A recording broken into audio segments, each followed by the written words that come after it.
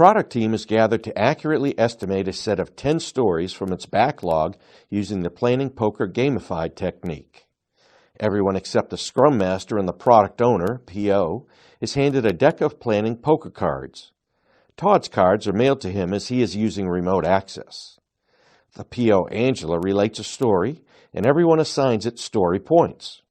The process of picking cards continues until everyone reaches a consensus for a better sprint estimate. Hi team. Today we'll estimate a set of 10 stories from our backlog using a technique we've learned. It is called Planning Poker. First, I'll hand out a set of Planning Poker cards to everybody, and then we'll quickly go through the rules.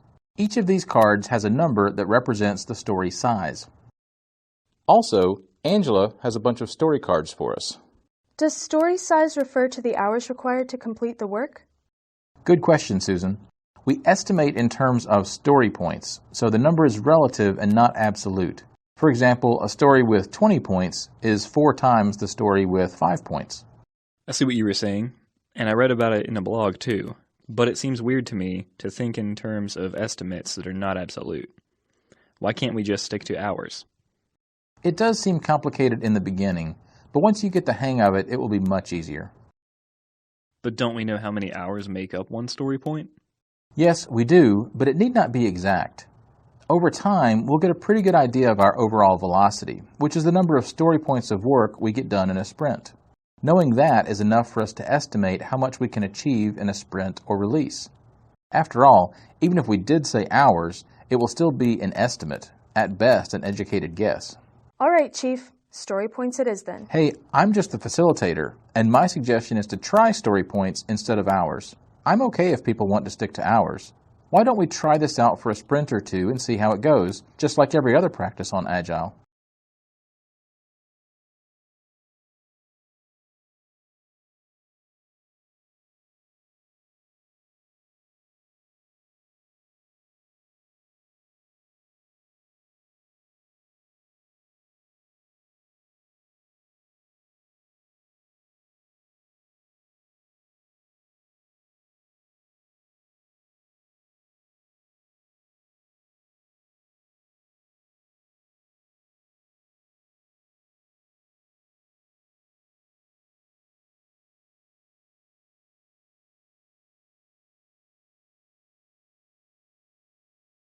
Okay, what next? Hey, I don't have a set of cards.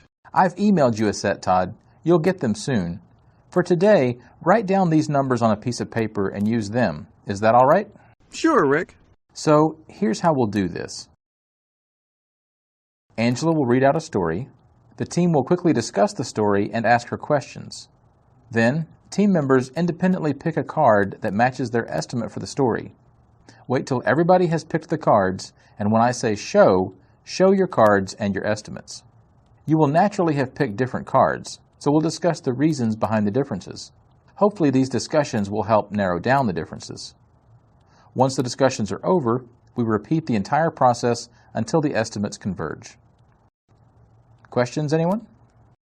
Let's start, and I'm sure there'll be questions along the way. Rick, can you and I vote on the estimate? Both of us don't seem to have cards.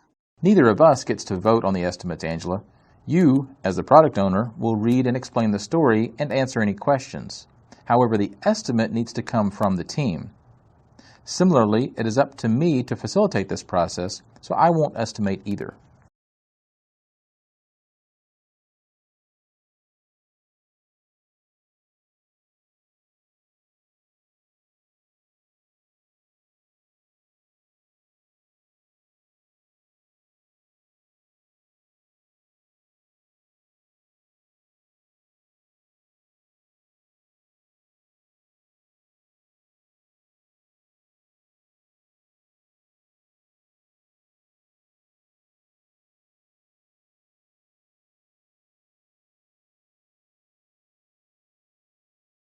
All right, let's get this show rolling.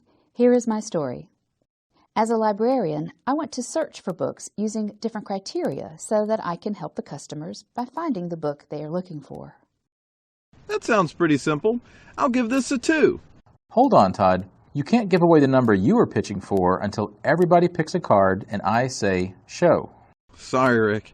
That's okay, Todd. I agree that this is pretty simple. We have to provide an interface for the search feature here. How difficult could that be? Hey, Angela, how many criteria are you looking for? The books table has approximately 83 attributes. Do we want the search to look for all of these? I had the same question also. What about partial matches? For example, what if someone looked for Rowling as the author instead of J.K. Rowling? Those are good points. What would be really great is if we could provide a full text search that looks for all the values on all the fields in the table. That is definitely not a 2. Oops, sorry, Rick. Talking numbers again. I think that'll be useful, but the implementation becomes non-trivial all of a sudden. Yes, we'll have to probably use a method like Elasticsearch, and maybe even have a utility to create JSON objects that enable this. What about languages? What if somebody is looking for a Japanese book? I think we can defer the language support for now. Let's just assume we are searching for an English text.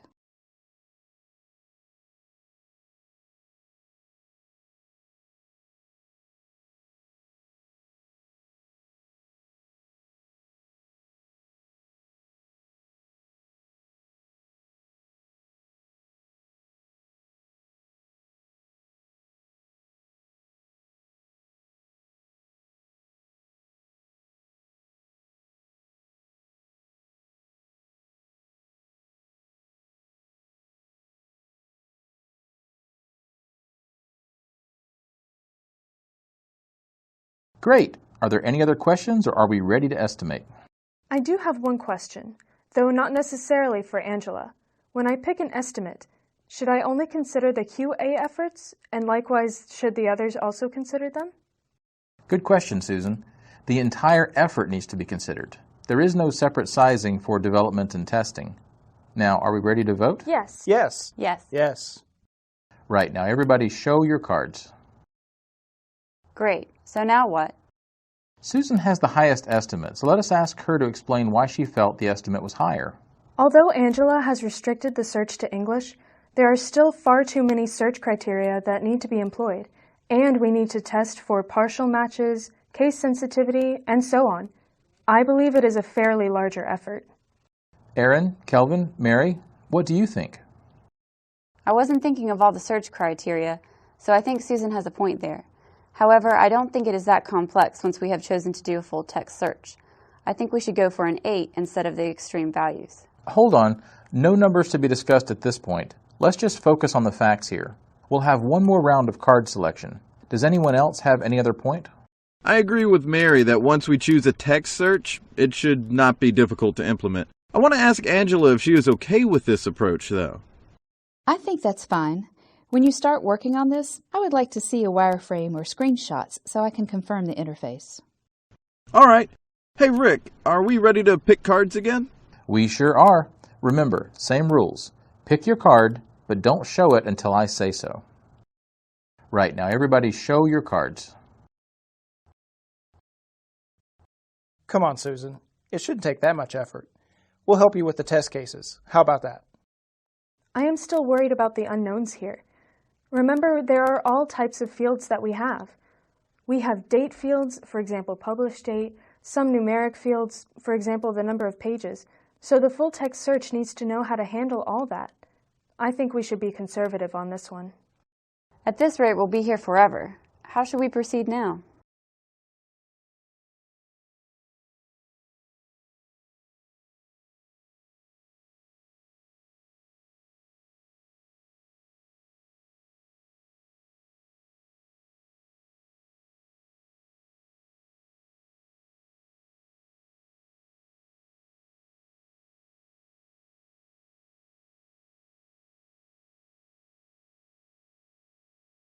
What do you all think? Susan, are you okay if we go with 8 for now and offer to help you out with the testing? I'm okay. I am just a bit concerned about the unknowns, but I guess the difference isn't that much anyway. I can live with 8. Does everybody agree then? Great. Done with one story. Angela, bring on the rest. The planning poker technique helps improve sprint estimates, leveraging the advantages of collaboration, especially for a distributed Scrum team like we have here. To arrive at a valid estimate, The team members debate arguments until a consensus has been reached.